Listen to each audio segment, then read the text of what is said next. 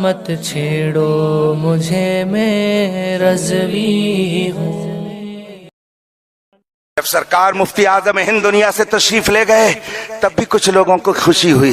ایک صاحب نے کہا بڈھا چلا گیا، میدان خالی ہو گیا، لیکن شاید وہ نہیں سمجھ رہے تھے کہ وہ بڈھا تو جا رہا ہے مگر جوانی میں بھی بوڑھوں سے بڑھ کر کے ایک جوان دے کر کے جا رہا ہے۔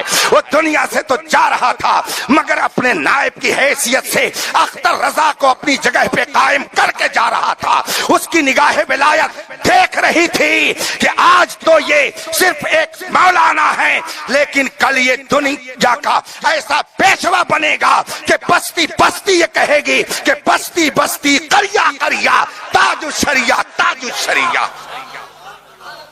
اللہ اکبر، بات آ گئی اس تاج الشریعہ کی۔ الحمدللہ میں ان خوش نصیبوں میں ہوں کہ حضرت کی ظاہری حیات تک، آخری لمحے تک حضرت مجھ سے راضی رہے اور مجھے اپنی دعاؤں سے نوازتے رہے۔ اور 15 سال تو ایسا بھی سال میں 3 دن گزرتا تھا کہ جب علماء کی محفل اکٹھا ہوتی، اہم مسئلوں پر جب گفتگو ہوتی، حضور تاج الشریعہ شرعی کونسل آف انڈیا میں تشریف فرما ہوتے تو 3 دن تک یہ فقیر بھی ان کی غلامی میں مستقل رہتا، اور جو علمی مسائل ہوتے سارے علماء بیٹھ کر کے اس کو حل کرتے، اور پھر تاج الشریعہ کی بارگاہ میں یا تو محدث کبیر یا یہ فقیر لے جا کر کے ساری بحثیں رکھتا۔ حضور یہ بحث ہوئی ہے، فلاں کی یہ دلیل ہے، فلاں کا یہ مشورہ ہے، فلاں نے یہ کہا ہے، ساری باتیں تاج الشریعہ سنتے اور اس کے بعد میں 2 منٹ توقف فرماتے اور پھر فرماتے اس کو ایسے ہونا چاہیے، اور 2 جملہ وہی ایسا اتنے تحقیق ہوتا کہ جب آپ محفل میں تشریف لا کر وہی 2 باتیں کہتے تو منظر کیا ہوتا، یوں مسکرائے جان سی کلیوں میں پڑ گئی، یوں لب کشا ہوئے کی گلستہ بنا دیا۔ کتنے واقعات ایسے جانتا ہوں کہ جب سب کا علم جواب دے جاتا تو میرے تاج الشریعہ کا علم وہاں پہ ٹناٹن بولتا نظر آتا۔ مدینہ منورہ کا واقعہ آپ لوگوں نے ہو سکتا ہے سنا ہو۔ حضور تاج الشریعہ مدینہ منورہ میں جلوہ فرما تھے، حج کے ایام میں آپ وہاں بخاری شریف کا درس دے رہے تھے۔ اتفاق سے بخاری شریف کے درس میں عرب کے بہت سارے شیوخ تشریف فرما تھے، اہل علم ہوتے، عوام کا مجمع ہوتا۔ حضور تاج الشریعہ نے وہاں درس دینا شروع کیا بخاری شریف کا۔ ایک عرب شیخ کھڑا ہوا اور اس نے کہا کہ شیخ لی سوال، میرا ایک سوال ہے۔ حضور تاج الشریعہ نے فرمایا کیا سوال ہے؟ اب وہ عرب شیخ کہتا کیا ہے کہ بخاری شریف کی ایک حدیث ہے جس کو آپ لوگ بہت بیان کرتے ہیں مگر میں یہ کہتا ہوں کہ وہ حدیث کذب، جھوٹی ہے، میں اس کو نہیں مانتا۔ اب تاج الشریعہ کے سامنے بخاری شریف کی حدیث کو جھوٹا کہنے والا موجود ہے مگر تاج الشریعہ ناراض نہیں ہوئے، غصے میں نہیں آئے، فرمایا آخر آپ ایسا کیوں کہہ رہے ہیں؟ اب وہ عرب شیخ کہتا کیا ہے کہ آپ لوگ بخاری شریف کی حدیث پیش کرتے ہیں کہ ابو لہب نے اپنی باندی سویبہ کو آزاد کر دیا حضور کی ولادت کی خوشی سن میں، تو اس کو ہر 2 شنبہ کے دن عذاب میں کمی ہو جاتی ہے اور اس کے عذاب میں ہر 2 شنبہ کو تخفیف ہوتی ہے، آپ لوگ یہ کہتے ہیں، اور اسی سے آپ لوگ میلاد النبی کی فضیلت بیان کرتے ہیں کہ جب ابو لہب جیسے کافر کے عذاب میں ہر 2 شنبہ کو کمی ہو سکتی ہے تو ہم اگر میلاد مصطفیٰ کی خوشی منائیں گے تو ہمیں کیوں نہیں اللہ کی رحمت ملے گی؟ آپ لوگ یہ حدیث بیان کرتے ہیں۔ تاج الشریعہ نے فرمایا جی ہاں بے شک ہم یہ حدیث بیان کرتے ہیں۔ اس نے کہا ھذا الحدیث کذب لا اسلم، یہ حدیث جھوٹی ہے، میں نہیں مانتا۔ حضور تاج الشریعہ نے فرمایا لما، کیوں نہیں مانتے؟ اب اس عرب عالم نے کیا کہا؟ ھذا الحدیث یعارض النص الصریح، یہ حدیث قرآن کے خلاف ہے، یہ حدیث قرآن کے خلاف ہے، قرآن کے معارض ہے، قرآن کے مخالف ہے۔ حضور تاج الشریعہ نے فرمایا وہ کون سی آیت کریمہ ہے کہ یہ حدیث اس کے خلاف ہے؟ اب وہ عرب عالم فوراً پڑھتا ہے کہ اللہ نے قرآن میں ارشاد فرمایا ہے وَلَا يُخَفَّفُ عَنْهُمُ الْعَذَابُ لَا يُخَفَّفُ عَنْهُمُ العذاب, काफिरों के अजाब में कोई कमी नहीं होगी. तो जब कुरान फरमाता है कि काफिरों के अजाब में कोई कमी नहीं होगी, तो आप लोग कैसे ये कहते हैं कि हर दोशंबा को अबू लहब के अजाब में तखफीफ और कमी हो जाती है? ये हदीस कुरान के खिलाफ है और ये मुसल्लम ज़ाब्ता है कि जब हदीस कुरान के खिलाफ हो तो हदीस झूठी मानी जाएगी और कुरान पर अमल किया जाएगा. जब कुरान में है कि काफिर के अजाब में कमी नहीं होगी तो ये हदीस कुरान के खिलाफ है, हम इसको नहीं मानते. हम जैसे लोग होते कलेजा मुंह को आ जाता, पगड़ी उछल जाती, कलेजा दहलने लगता कि अरब के आलिम ने एतराज कर दिया है, इसका जवाब कैसे दिया जाए. मगर वो आला हजरत के इल्म का सच्चा जानशीन था जिसने मदीने मुनव्वरा में भी बुखारी की हदीस की सेहत को इस तरह से वाज़ेह कर दिया कि सबों ने तस्लीम कर लिया कि ये सिर्फ पीर ही नहीं है, ये इमाम अहमद रजा के इल्म की तस्वीर है. हुजूर ताजुश शरिया ने क्या फरमाया जानते हैं? किलाहुमा सहीहान, दोनों सही है, दोनों सही है. अब उस ताज्जुब में पड़ गया, दोनों कैसे सही? कहा किलाहुमा सहीहान, हादिल आया सहीहा व हादिल हदीस सहीहा, किलाहुमा सहीहान, मेरे नजदीक दोनों सही है. कहा कैसे दोनों सही है? कहा मैं बताता हूं ना कैसे सही है. कहा हाँ फरमाइए.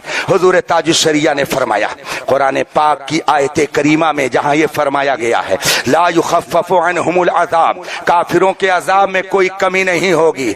आप आगे और पीछे की आयत करीमा देखिए तो आपको ये मानना पड़ेगा कि इस आयत करीमा का ताल्लुक कहां से है. इस आयत करीमा का मतलब यह है कि जब मैदान महशर कायम हो जाएगा, जन्नती जन्नत में चले जाएंगे, जहन्नमी जहन्नम में चले जाएंगे, अब उसके बाद में किसी के अजाब में कोई कमी नहीं होगी. तो इस आयत करीमा का ताल्लुक कयामत के बाद से है कि जब कयामत कायम हो जाएगी और जहन्नमी जहन्नम में चले जाएंगे, अब उनके अजाब में कोई कमी नहीं होगी. तो इस आयत का ताल्लुक आखिरत से है और अबू लहब के अजाब में जो कमी हो रही है ये आलम आखिरत में नहीं बल्कि कयामत से पहले की बात है. लिहाजा कुरान भी सही है, हदीस भी सही है.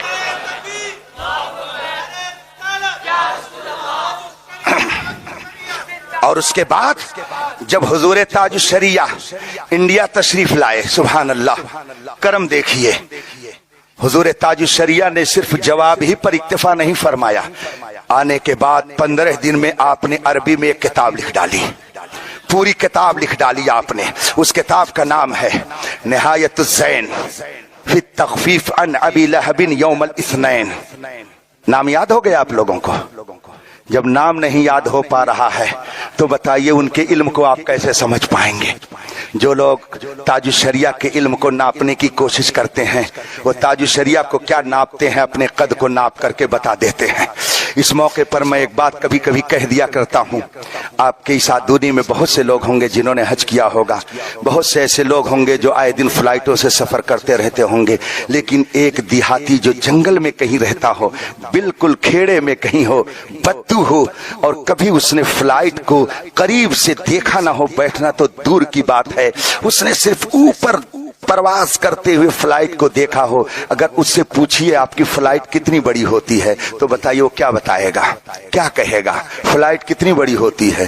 इतनी बड़ी होती है. उससे पूछिएगा कि फ्लाइट कितनी बड़ी होती है तो कहेगा बस एक हाथ की होती है, बल्कि अगर और ऊपर से देखा होगा तो कहेगा एक बालिश की होती है. लेकिन अगर हजरत पीर तरीकत से पूछिए कि फ्लाइट कितनी बड़ी होती है तो कहेंगे हजरत इस मजमे में जितने लोग हैं सब आ जाएंगे, बल्कि और भी उसमें जगह बाकी रह जाएगी. जंबू जेट बहुत बड़ी बड़ी फ्लाइटें होती हैं, बहुत सारे लोग उसमें इकट्ठा हो जाएंगे. तो जिसने ये कहा कि फ्लाइट एक हाथ की होती है उसने फ्लाइट की हकीकत को तो नहीं बताया मगर अपनी हकीकत को जरूर बता दिया कि मैं ऐसा देहाती हूं कि फ्लाइट में बैठना तो दूर की बात है, उसके करीब से भी कभी नहीं गुजरा हूं, देखना तो बहुत दूर की बात है, मैं अभी एयरपोर्ट में दाखिल तक नहीं हुआ हूं. और जिसने ये कहा कि فلائٹ بہت بڑی ہوتی ہے، اس میں اتنے سارے لوگ آ جائیں پھر بھی جگہ باقی رہ جائے، اس نے اپنے بارے میں بھی بتا دیا اور فلائٹ کے بارے میں بھی بتا دیا۔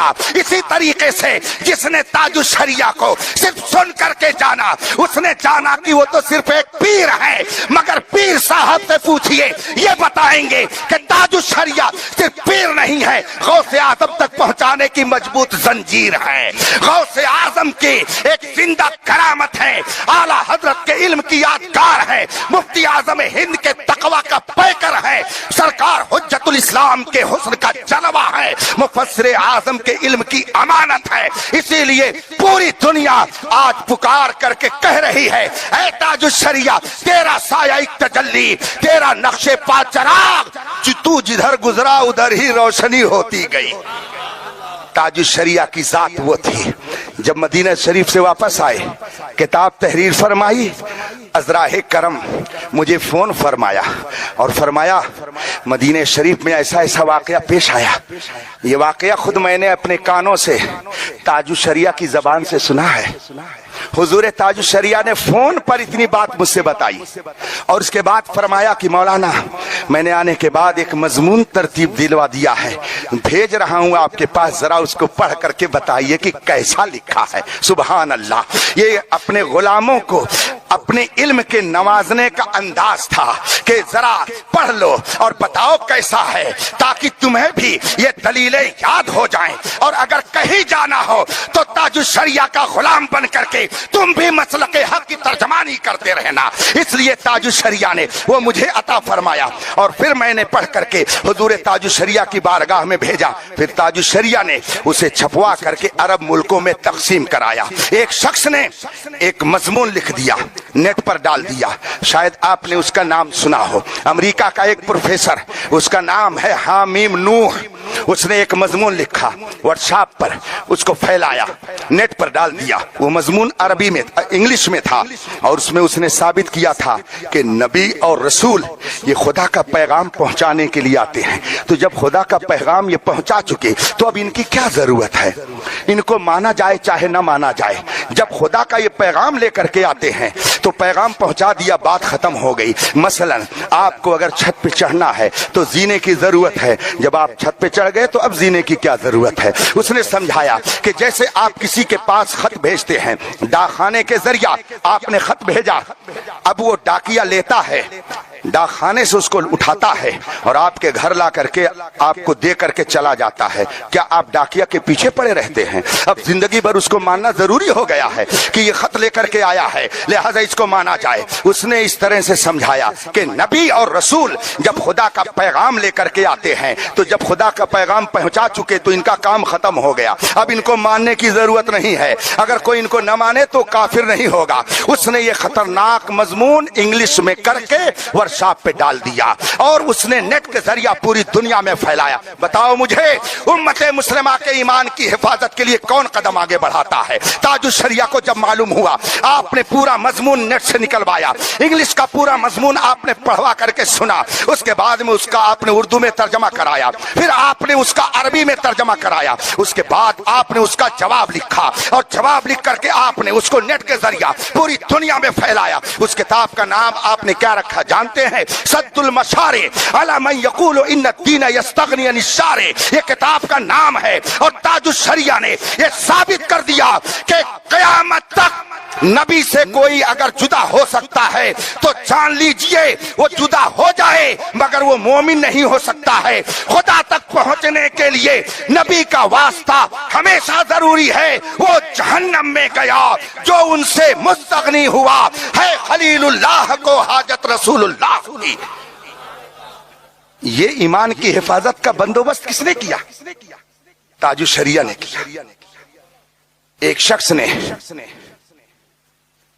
صحابہ کی شان میں ایک حدیث کے بارے میں کہہ دیا کہ یہ حدیث گڑھی ہوئی ہے، اس کو خطبہ اپنی تقریروں میں پڑھتے اور سناتے ہیں۔ اصحابی کالنجوم بأیہم اقتدیتم اہتدیتم، رسول پاک فرماتے ہیں میرے صحابہ ستاروں کی طرح سے ہیں، تم ان میں سے جس کی پیروی کرو گے رب تمہیں ہدایت دے دے گا۔ ایک نالائق نے اس حدیث کے بارے میں کہہ دیا کہ یہ حدیث گڑھی ہوئی ہے۔ تاج الشریعہ تک یہ بات پہنچی، خود اس فقیر نے بھی جا کر کے عرض کیا، حضور سنی کہلانے والے فلاں مولوی نے اس حدیث کو چیلنج کر دیا ہے اور کہا یہ حدیث گڑھی ہوئی ہے۔ حضور تاج الشریعہ نے لا حول پڑھی اور اس کے بعد میں فرمایا کہ اس کا جواب ہو جائے گا۔ میں نے کہا حضور جلد ہی اس کا جواب آ جائے تو بہت اچھا ہے۔ سبحان اللہ، حضور تاج الشریعہ نے اس حدیث کو سامنے رکھ کر کے جب دلائل دینے شروع کیے تو آپ نے ایک پوری کتاب تیار کر دی۔ کتاب کا نام ہے الصحابۃ نجوم الاہتداء، صحابہ یہ ہدایت کے ستارے ہیں، اور اللہ کے رسول سرور کونین نے جو صحابہ کے بارے میں فرمایا ہے یہ جھوٹ نہیں ہے، بلکہ یقیناً یہ رسول پاک کی حدیث ہے، بلکہ جو حدیث کا انکار کرتا ہے وہ خود جھوٹا ہے، اس لیے کہ فلاں فلاں محدث نے اس حدیث کو اپنی کتاب میں بیان کیا ہے۔ اگر یہ حدیث جھوٹی ہے تو اس کا مطلب یہ سارے محدثین جھوٹ بیان کرتے ہیں۔ مجھے بتائیے جب صحابہ کی عظمت پر کیچڑ اچھالنے کی بات کی جا رہی تھی، کون ہے جو میدان میں آگے آ کر کے اور اس کا منہ بند کرتا ہے؟ اس زمانے میں اگر کسی کا نام لیا جائے گا تو حضور تاج الشریعہ کا نام لیا جائے گا۔ اور اس طریقے کے اتنے واقعات میرے ذہن میں ہیں کہ اگر میں بتاؤں تو آپ ہو سکتا ہے اکتا جائیں کہ لگتا ہے کہ یہ تاج الشریعہ ہی کی فضیلت بیان کرنے کے لیے آیا ہے، لیکن میں کیا، مجھ جیسے ہزاروں پوری دنیا میں اس وقت تاج الشریعہ کی فضیلت بیان کر رہے ہیں۔ عرب و عجم میں ان کا ذکر ہو رہا ہے، اور ان کے جنازے نے یہ ثابت کر دیا کہ لوگ اگر یہ کہتے تھے کہ بستی بستی قریہ قریہ، تو دیکھ لو جنازہ بتا رہا ہے، یہ ان کی نماز جنازہ کی بھیڑ بتا رہی ہے کہ یہ وہ ذات ہے کہ جو بستی میں بھی تھی اور قریہ میں بھی تھی، دیہات میں بھی تھی، شہر میں بھی تھی، بلکہ عرب میں بھی تھی اور عجم میں بھی تھی، یورپ میں بھی تھی اور امریکہ میں بھی تھی، بلکہ دنیا نے یہ دیکھ لیا کہ اگر پوری دنیا کسی کے قدموں میں آ سکتی ہے تو کوئی اور قوم نہیں ہے، وہ قوم مسلمان ہے، اور مسلمانوں میں کوئی اور مکتب فکر نہیں ہے بلکہ اہل سنت و جماعت ہے کہ جو پوری دنیا کو اپنے قدموں میں اکٹھا کر سکتا ہے۔ تاج الشریعہ وہ تھے، ان کے علم و فضل کا اندازہ آپ نہیں لگا سکتے ہیں۔ ایک موقع پر حضور محدث کبیر دامت برکاتہ العالیہ نے مجھ سے فرمایا، مولانا لوگ ابھی اظہری میاں کے اسٹیٹس کو سمجھ نہیں پا رہے ہیں کہ وہ کس معیار پر ہیں۔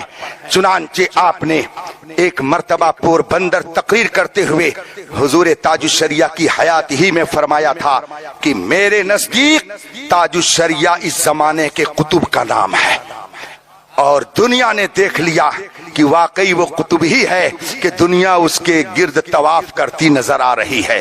بڑے بڑے مسائل جب لوگ الجھ جاتے تھے تو تاج الشریعہ ذرا سی غور و فکر کے بعد اس کو حل کر دیا کرتے تھے، اور نظر اتنی تیز تھی، اللہ اکبر۔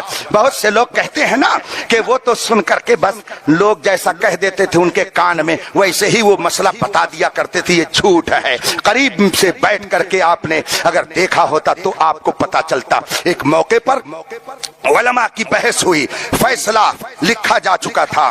یہ واقعہ ہے ناگپور کا، وہاں فقہی سیمینار ہو رہا تھا، یہ فقیر بھی اس میں شریک تھا، اور اس وقت یہ فقیر ہی فیصلہ نوٹ کر کے حضور تاج الشریعہ کو سنانے کے لیے جاتا تھا۔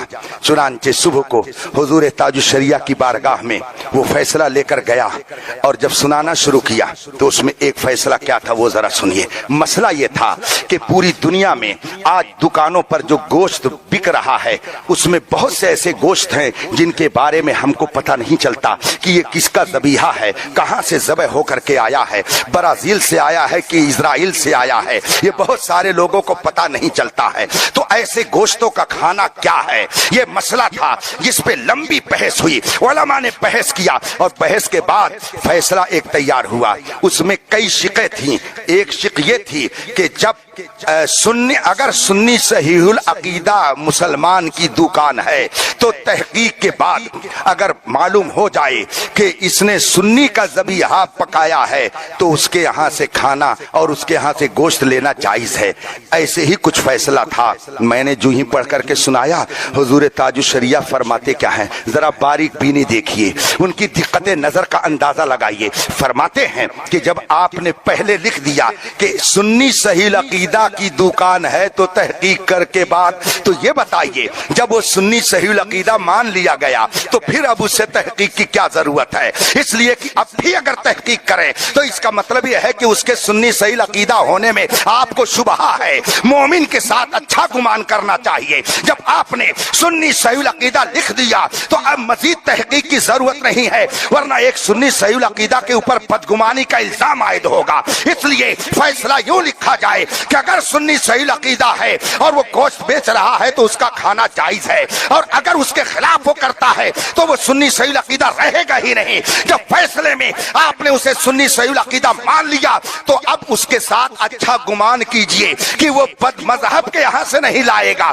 بلکہ لائے گا تو کسی صحیح عقیدہ سنی کے یہاں سے لائے گا۔ اس لیے آپ فیصلے میں یہ لفظ بدل کر کے یوں لکھیے۔ میں سوچنے لگا یا اللہ، 100 علماء بیٹھ کر کے فیصلہ کر رہے تھے مگر اس پہلو پر ان کی نظر نہیں گئی، اور تاج الشریعہ نے فیصلہ سنتے ہی وہاں تک اپنی نظر کے ذریعہ دیکھ لیا کہ جب آپ نے سنی صحیح العقیدہ لکھ دیا تو اب اس کے بارے میں بدگمانی کی ضرورت نہیں ہے۔ آپ بدگمانی نہ کریں بلکہ لکھیں کہ اگر سنی صحیح العقیدہ ہے تو اس کے ہاں کا گوشت کھانا جائز ہے، اس کے ہاں مزید تحقیق کی اس لیے ضرورت نہیں ہے کہ آپ نے اس کو سنی صحیح العقیدہ تسلیم کر لیا ہے۔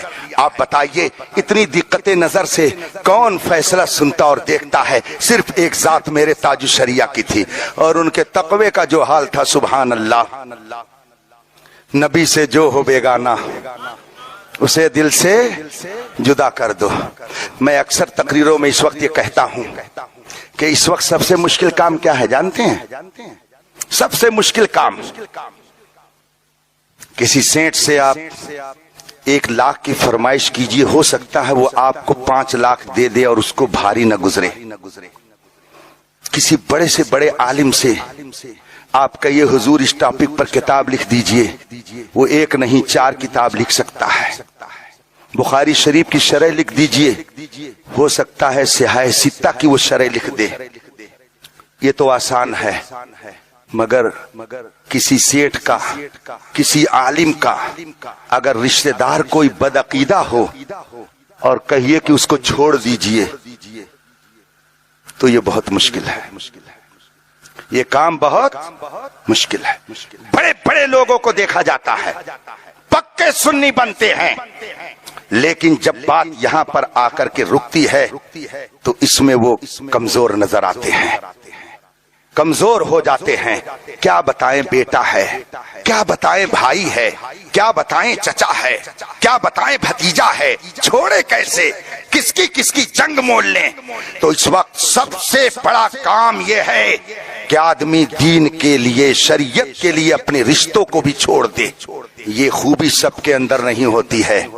تاج الشریعہ اگر کہتے تھے کہ نبی سے جو ہو بیگانہ اسے دل سے جدا کر دو، پدر مادر برادر جان و مال ان پر فدا کر دو، یہ تاج الشریعہ صرف شعر ہی میں نہیں کہتے تھے بلکہ تاج الشریعہ کی عملی زندگی بھی اسی کے مطابق تھی۔